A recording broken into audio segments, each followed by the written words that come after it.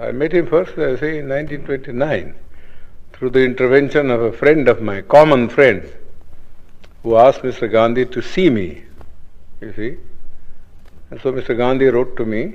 साथियों, जय भीम, जय भारत, जय संविधान। मैं बहुजन दस्तक एंड कॉन्स्टिट्यूशन चैनल से गौतम रत्ना, और आज मैं आपको दिखाने जा रहा हूं बाबा साहब भीमराव अंबेडकर जी का इंटरव्यू, जो बीबीसी द्वारा 1955 में लिया गया।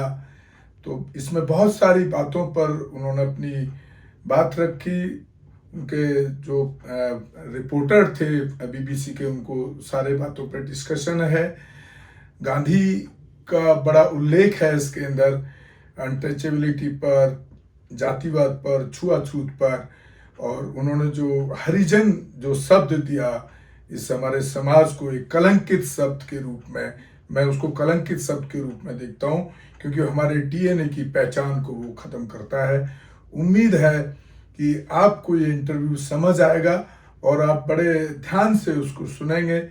और इसी तरह से मैं अपने जितने भी महापुरुष हैं, कभी पेरियर का, और जितने भी महापुरुष हैं, सावित्रीबाई फूले, ज्योतिराव फूले, साहू जी महाराज, बिरसा मुंडा, पेरियर साहब, ललई सिंह यादव, फूलन देवी, जब जब इनके कुछ भी इनके जो यादगार दिन हैं, उस पर मैं इन अपने बहुजन महापुरुषों की हिस्ट्री को दिखाने की कोशिश करता हूं। तो आप देखिए इस वीडियो में बाबा साहब गांधी के बारे में क्या कह रहे हैं।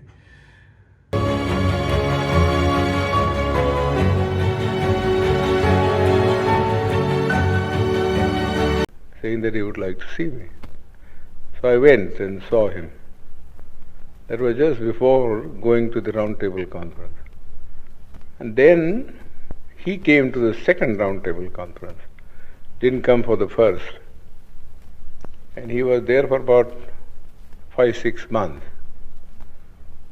And there, of course, I met him also and faced him also, you see.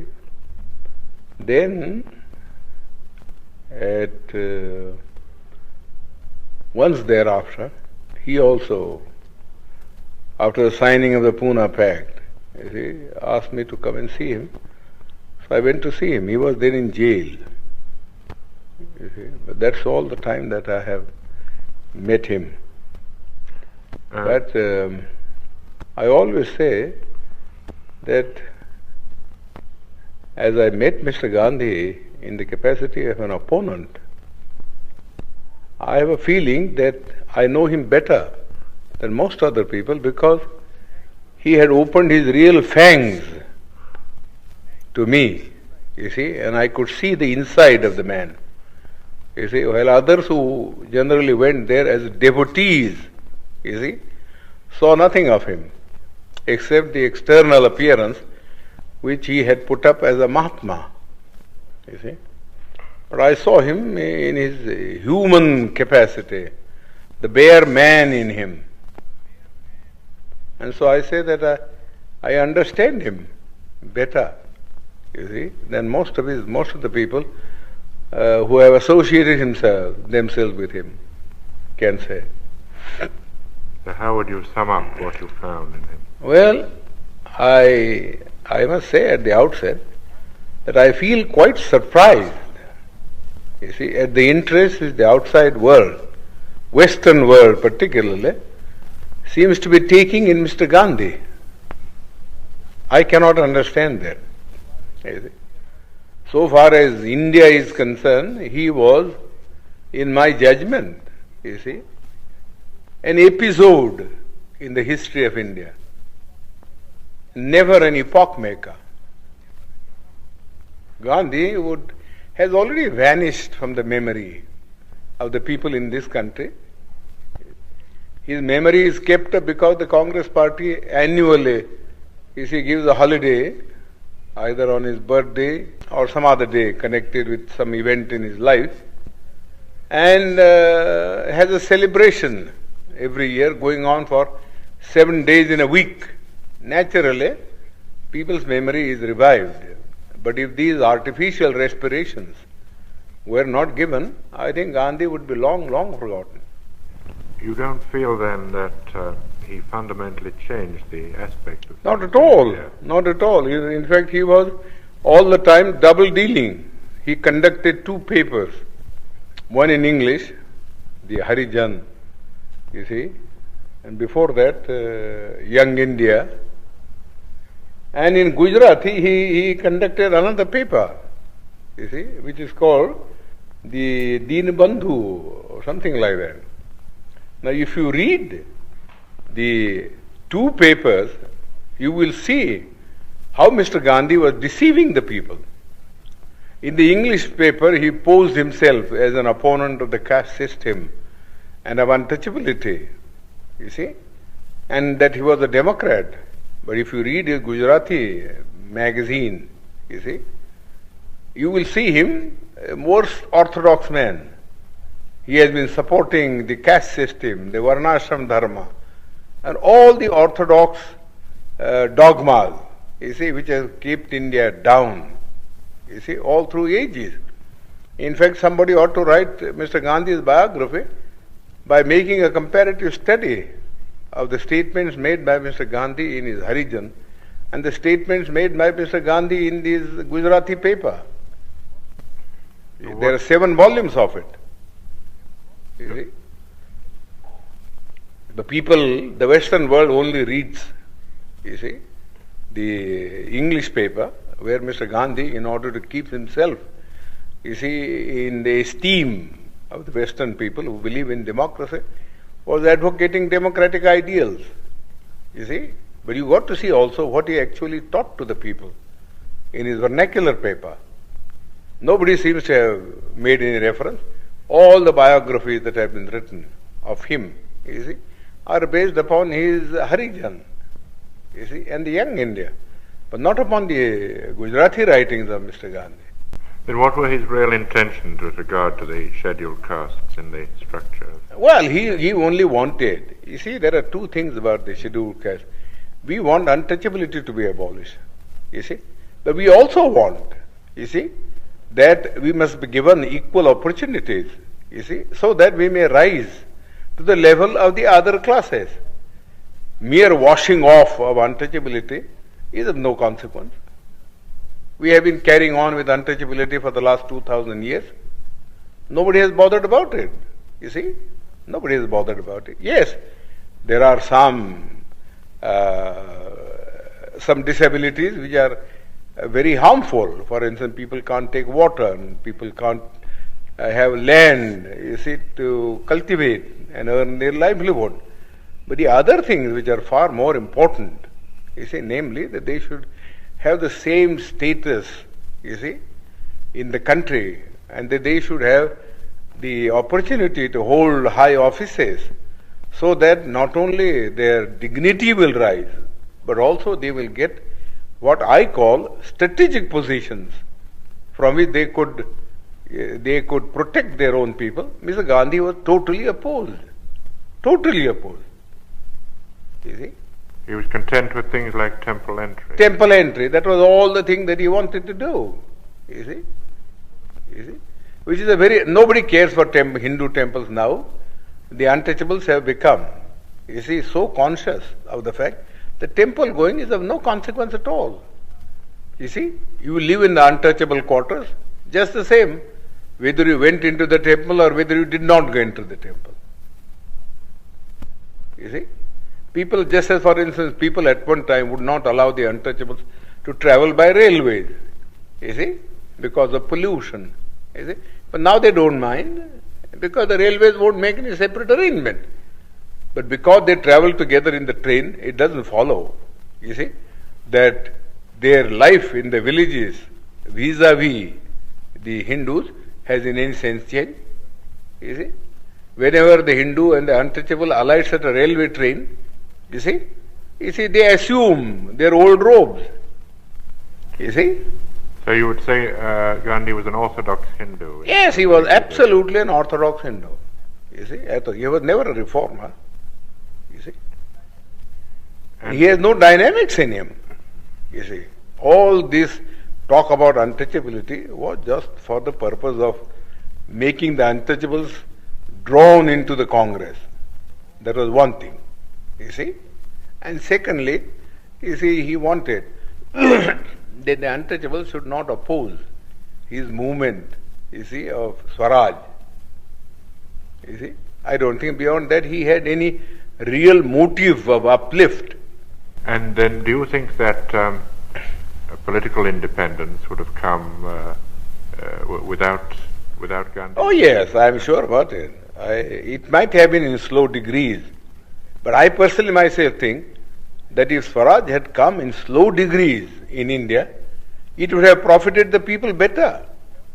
You see, for each community or each group, you see, which is suffering from many of these disabilities, you see, would have been able to consolidate itself at each stage of the transfer of power from the British. You see, today the whole thing came as a flood. You see, people were unprepared. And I always think that the Labour Party has been the most stupid party in England.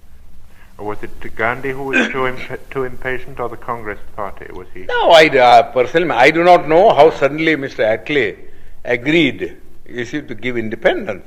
That's a matter of secret which Mr. Attlee one day, I think, will disclose in his autobiography.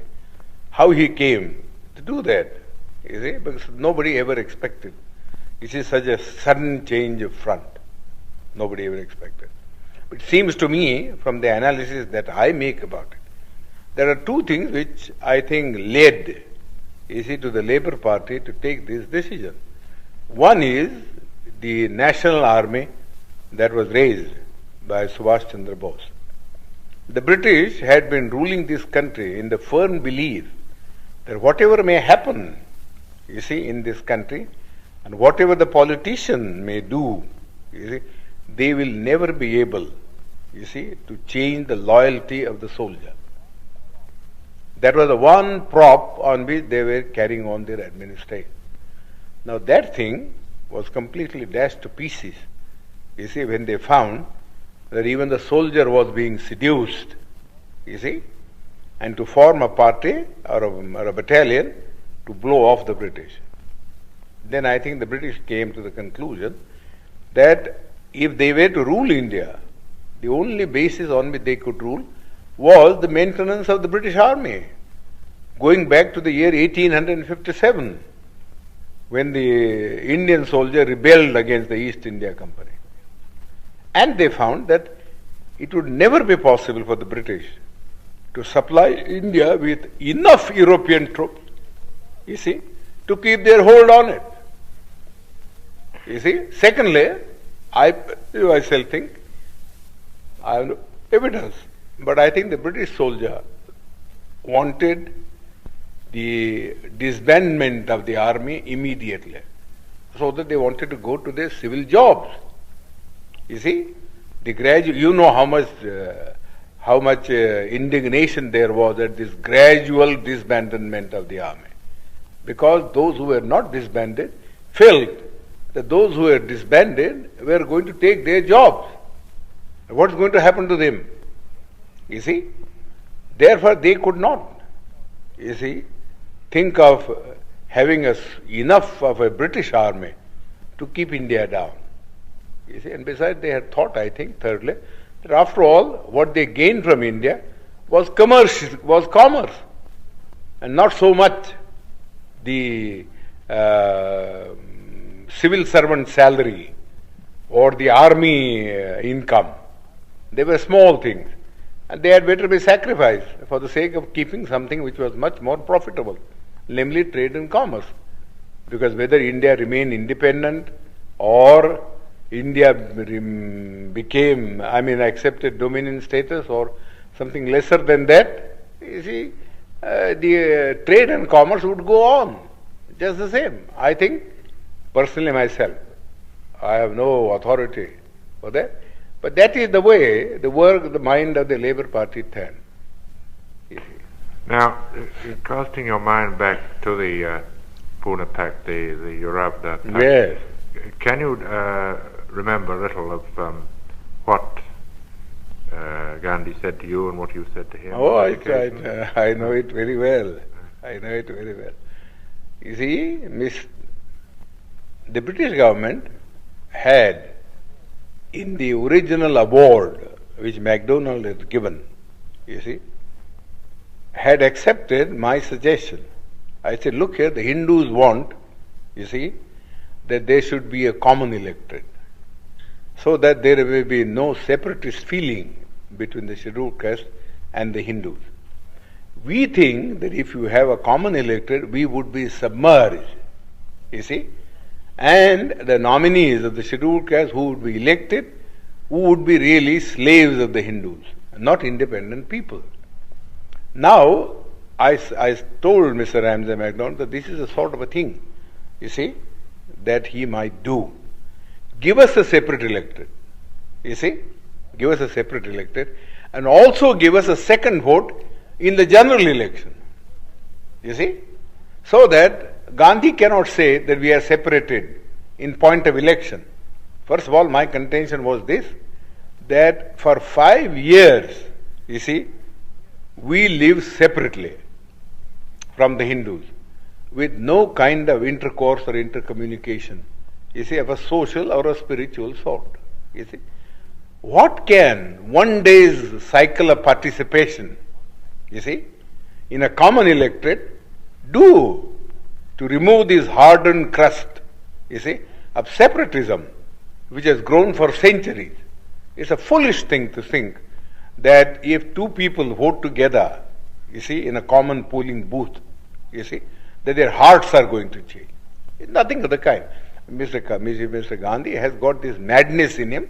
Well, let this be satisfied, you see, by this kind of a system. Give the untouchables 2 votes, you see, and give them a population representation of ratio, so that the weightage would be in terms of votes and not in terms of representatives, so that the Gandhi and others may not complain. You see, that Ramsay MacDonald accepted. You see, the award was really my suggestion.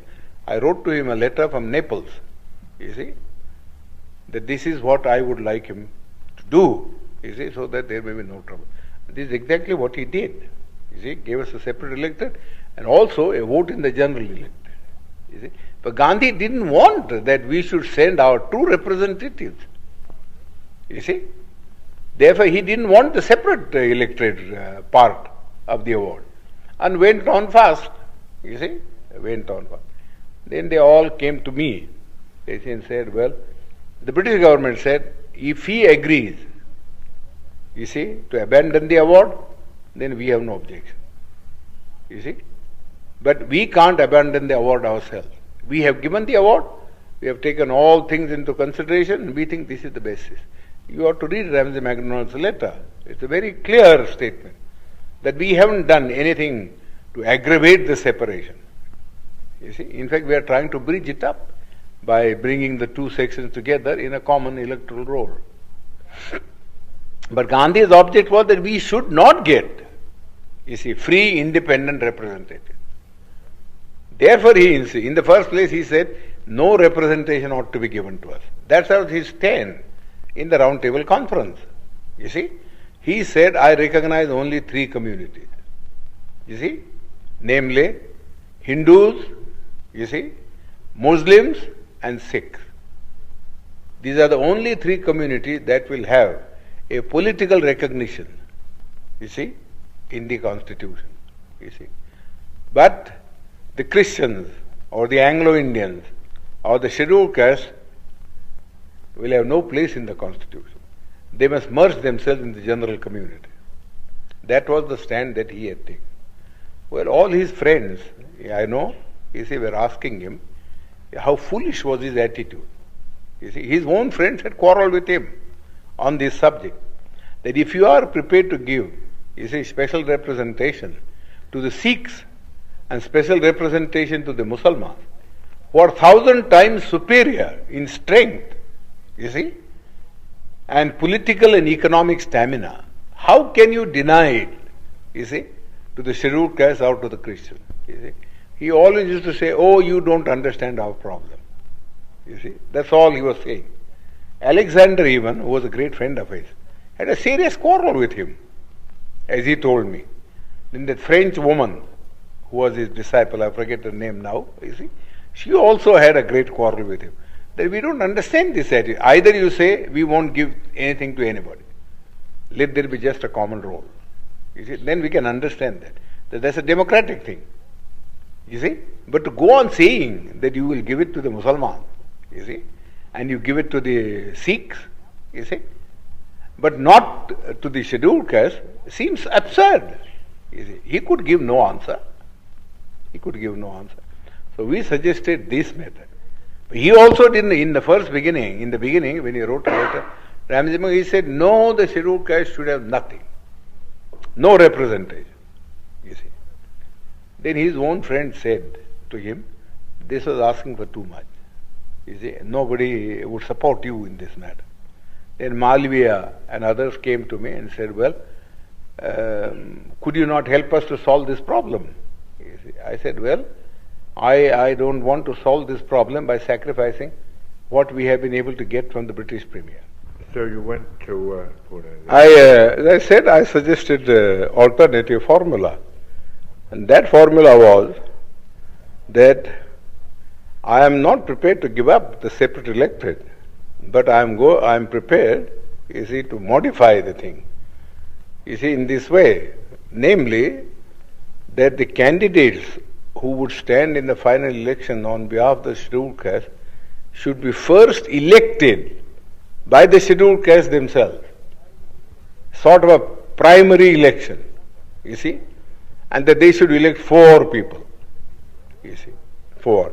And the 4 then should stand in the general electorate, you see, and let the best one come, you see, so that we get some assurance that you don't put up, you see, your own nominees, you see, but that we do get people who will express our voice in the parliament. That Mr. Gandhi had to accept, so he accepted that, you see. Of course, we had the benefit of it only in one election, in 1937, you see.